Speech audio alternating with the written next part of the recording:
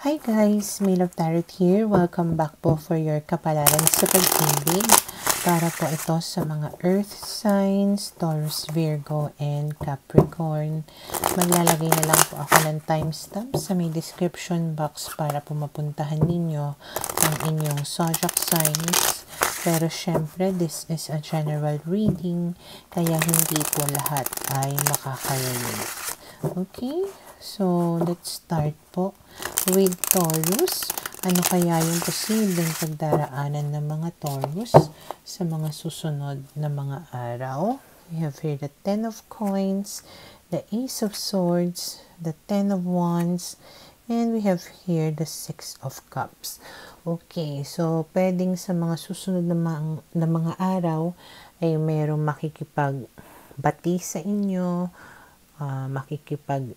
balikan sa inyo para mabuo yung relationship ninyo or yung family ninyo. Pwede rin na magkaroon kayo dito ng pag-uusap about sa mga naging problema ninyo na dalawa. Lilinawin ninyo yung mga bagay-bagay or susolusyonan ninyo, kumbaga, yung mga naging problema ninyo. Okay? And then we have here the Moon, the Knight of Coins, the Queen of Swords, and the Empress. Pero nakikita ko rin dito na medyo in doubt ka. Okay? Nagdadalawang isip ka, hindi ka sure kung seryoso ba siya, kung magko-commit ba siya, kung talaga bang mabubuo yung family ninyo or yung relationship ninyo. So, dahil dyan, pwedeng magpakipot ka ng onte or pwedeng magsusungit ka ng onte, ganyan. Because you just want to make sure na talagang maibibigay niya sa'yo yung security, ganyan, yung stability ng relationship na nararapat na maibigay sa'yo. Okay? And then we have here the Chariot, the 3 of Wands, and the King of Cups. Pero nakikita ko naman dito yung kanyang effort, yung paggalaw niya, pag-usad, pag-improve, ganyan, ng relationship ninyo. Talagang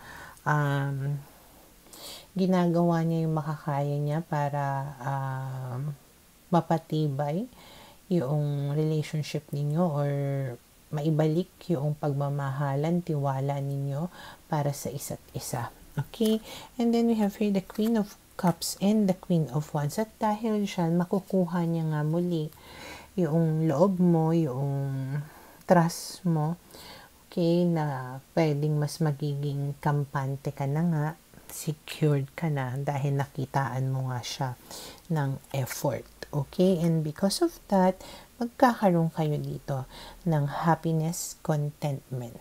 Okay? So, for now, ito yung nakikita ko na posibleng mangyari sa mga Taurus.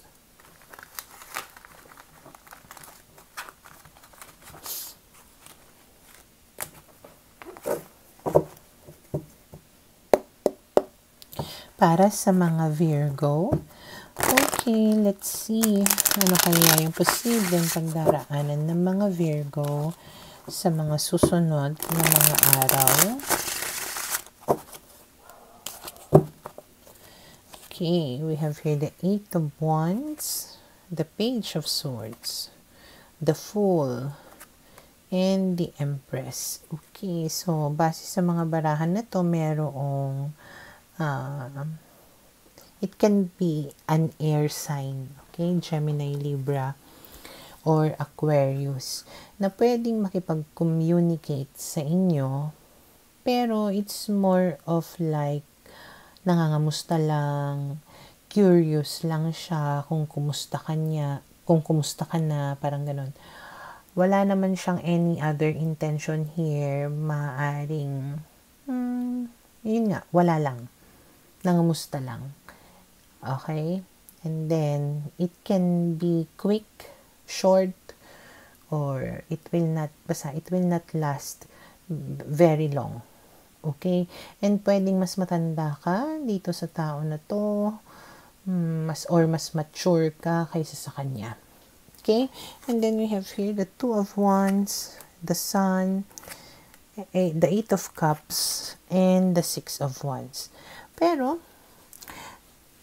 kapag nakipag-communicate siya sa'yo, medyo makakaramdam ka dito ng kaligayahan, okay? Parang, di ko alam kung kinilig ka ba or what, or pwedeng masasabi mo sa self mo na, naaalala pa niya ako. Ay, kinamusta niya ako. Okay? Pero, again, wala ka naman din masyadong ina-expect from this person. Pwedeng alam mo din sa sarili mo na kailangan mong layuan itong tao na to. You are just happy, kumbaga, na at least naalala ka niya, at least kinumusta ka niya, ganon. Okay, medyo na-feel mo dito na, ay, hindi pa pala niya ako nakakalimutan, parang ganon. Okay? Lalo na kung itong tao na to ay malayo sa'yo. Okay? And then we have here the Five of Cups, the Seven of Cups, and the King of Coins. Okay. So, sa nakikita ko dito, yes, there is regret here, panghihinayang, okay.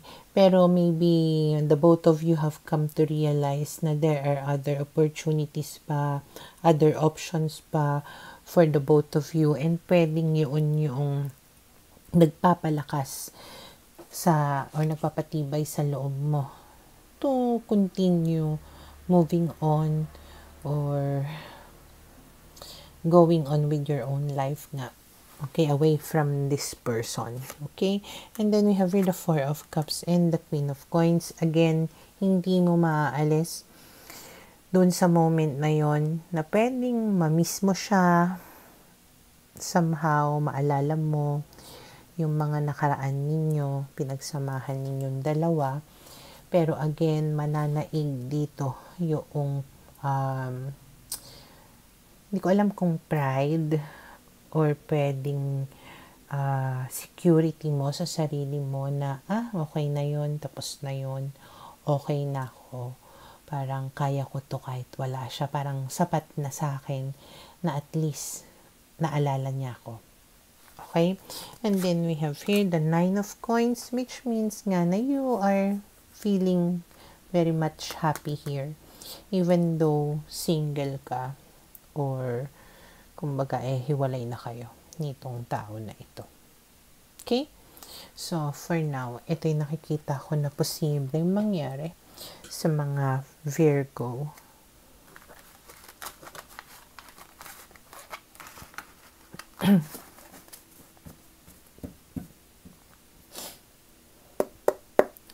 Para sa mga Capricorn, okay, let's see.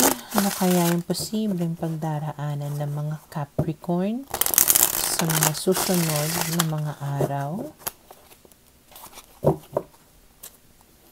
We have here the Judgment card, the King of Coins, the Ten of Swords, and the Queen of Coins. Okay. So, sa mga susunod na mga araw, maaaring you will be having a better judgment or may gagawin ka na desisyon na alam mo na makakabuti sa'yo para kumbaga mawala na yung problema mo or ma-solve yung mga problema mo. Okay, and medyo kampante ka dito about sa gagawin mo na desisyon.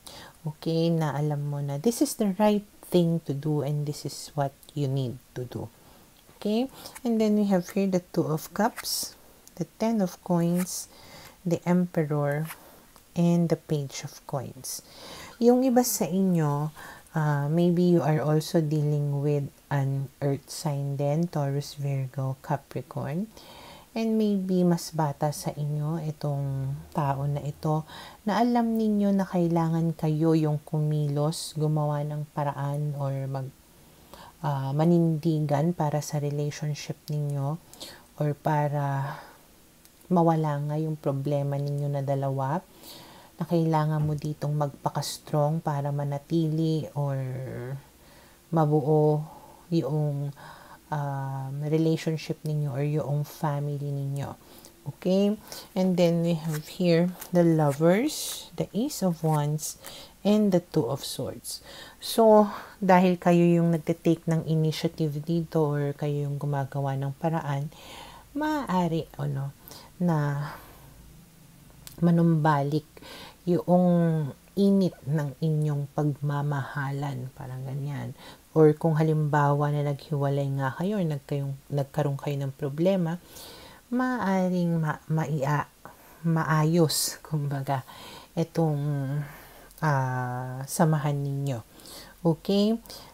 Though we have here the Two of Swords na medyo it's a risk that you are going to take. Medyo, kumbaga, hindi ka sure kung anong kahihinatnan nung gagawin mo na desisyon. Basta ang alam mo lang, kailangan mo itong gawin. Bahala na kung ano yung mangyayari. Okay? And then we have here the Five of Coins and the Three of Swords. So, ang part ng pinag-aalala mo is kung halimbawa natatanggihan ka niya, kung hihiwalayan ka niya, kung i-ghost ka niya. Okay? And then we have here the Seven of Swords, which means na there is also a guilty feeling doon sa person mo. Na oo, meron siguro to na ginawa na mali talaga sa'yo. Nagigilty siya, pero parang ikaw pa yung gumagawa ng paraan para maayos kayo na dalawa. So, pwedeng doon magmumula yung paano ba?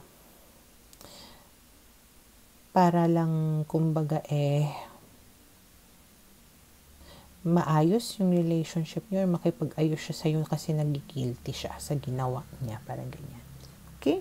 So, for now, ito yung nakikita ko na posibleng mangyari sa mga Capricorn.